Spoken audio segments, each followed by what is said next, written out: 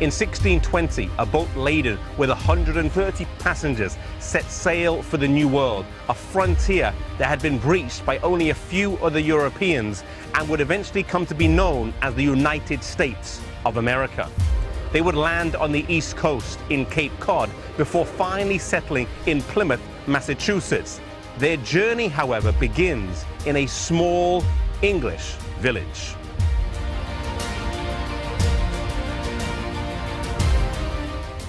Scrooby lies in Nottinghamshire, and whilst it appears calm and humble, the residents who came from this village over 380 years ago were firm in belief and strong in conviction.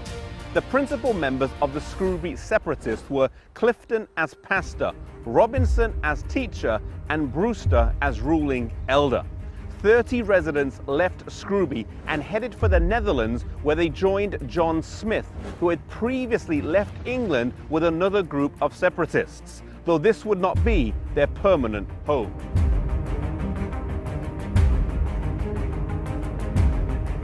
Further meetings would take place, and those in Holland decided that they would head to the Americas.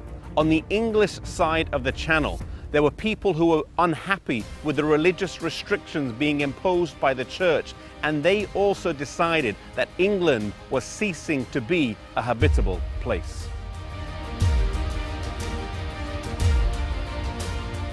The Mayflower set sail from this exact spot here on the Thames in Rotherhithe, South London. Above me, the Mayflower pub marks this spot where 53 people set sail for America. Its sister ship, the Speedwell, left from the Netherlands, but when it was 200 miles off the coast of Cornwall, it had to turn back because it had developed a leak.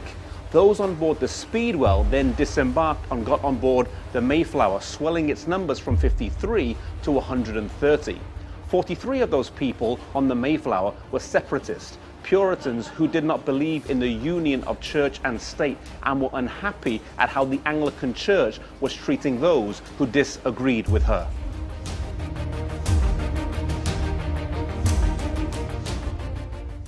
Those on board had to put up with cramped living conditions, food shortages, little fresh meat, little water, severe seasickness, and violent storms, making it an incredibly arduous journey.